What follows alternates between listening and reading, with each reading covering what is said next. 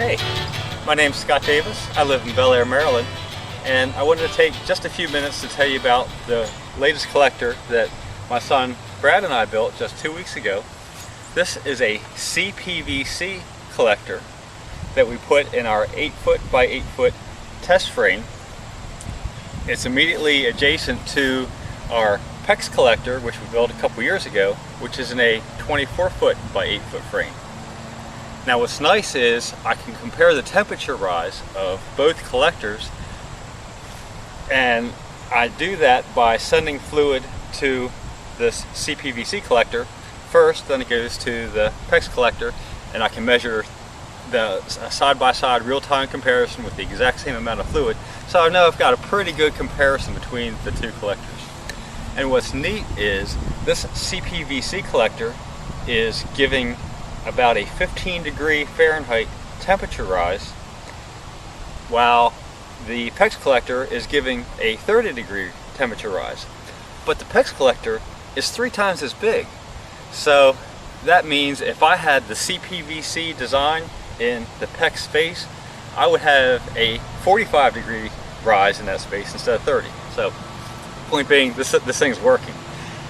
And another neat advantage of this CPVC design is that I was able to do a parallel flow. I have multiple parallel risers going from headers, and that enables the flow to be very low resistance.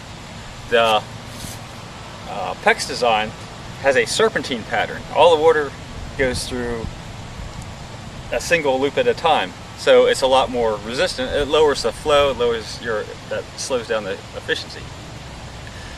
So I'm really happy with this CPVC design. It's very inexpensive. CPVC is cheap. This is all half-inch CPVC, and I spaced the risers 3 inches apart.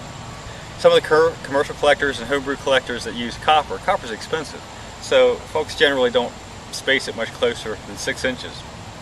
By doing it 3 inches, I've got a much higher wetted surface area.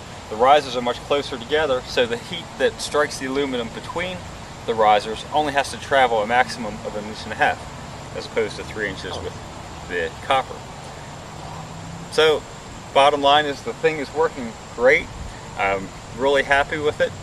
I guess the one thing I should caution anybody who's considering a CPVC design: CPVC is rated to 180 degrees Fahrenheit at 100 psi.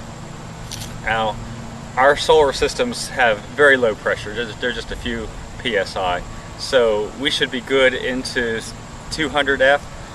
But if you were ever in a situation where the fluid were to stop flowing, that could conceivably get over 200 degrees Fahrenheit, and you could have a puddle of CPVC. There are things you can do to mitigate that concern. Some of the things that you can do are to build at a real high tilt angle, which is better anyway for the low tracking winter sun. You want it highly efficient in the winter.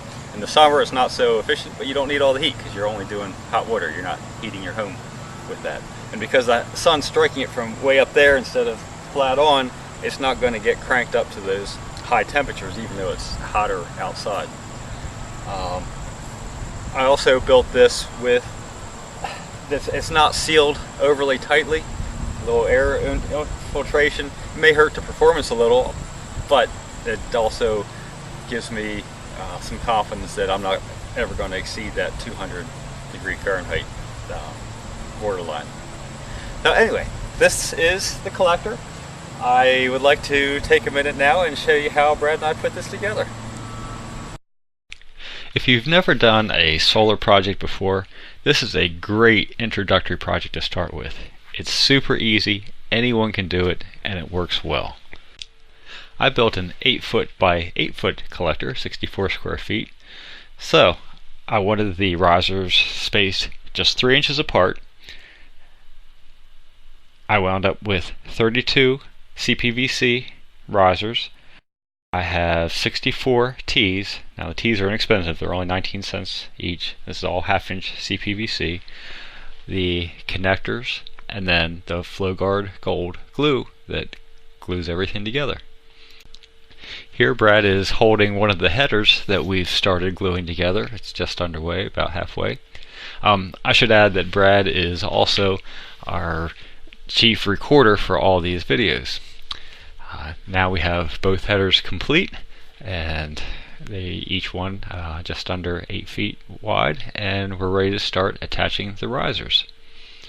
Here's the frame that the completed assembly will go in. It's backed with polyiso insulation.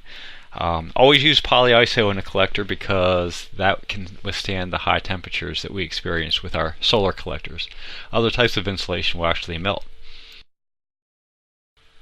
And here we have the risers all glued in place. One of the most tedious and time-consuming parts of the PEX collector was bending all the flashing with the grooves to go around the PEX. Now, the PEX is about 6 inches apart, much like the conventional copper collectors, and I decided I might sacrifice a little performance doing this, but I wasn't going to bend all those this time. Instead, since these are only 3 inches apart, meaning there's only 1.5 inches of distance that the heat has to travel, I decided I'm not going to bend these guys. I'm just going to lay out silicone caulk on each piece of CPVC and then just lay the aluminum flashing right on the caulk. Now we have all the pieces of flashing laid on the CPVC, and a couple of those pieces of flashing actually had been used in a prior project. That's why they have a little bit of discoloration. And here we have the unpainted absorber set in the collector, and a couple of the pieces of flashing are actually golden in color, but it's all similar thickness, off-the-shelf flashing that you find at Lowe's or Home Depot. And here you can see a front view. And here is the side view. This collector went together super easy with no problems at all. In the final video clip where you see me talking, you're going to see what appears to be a wet portion of the collector. That's actually a different paint. I spray painted this with flat black spray paint, which was easy and quick to do. But apparently one of the cans was not flat black, it was a glossy, so that's why that looks wet. But I had zero problems with leaks. This collector is outperforming the PEX collector, and it's just so darn easy. I really highly recommend it, especially if you've never taken on a project before. You'll get great results. It's a great family project, a lot of fun, and I highly encourage getting started with it. Thanks so much for watching our segment on the CPVC collector. I hope you've enjoyed it. If you have questions or you want to learn more about solar, I invite you to join us on our email group, Simply Solar. There's a lot of folks who actually have a lot more experience with DIY and solar than I do on the group, and we're all eager to help and would love to have you as part of our group. So again, thanks for watching, and I hope you have a great day. Take care.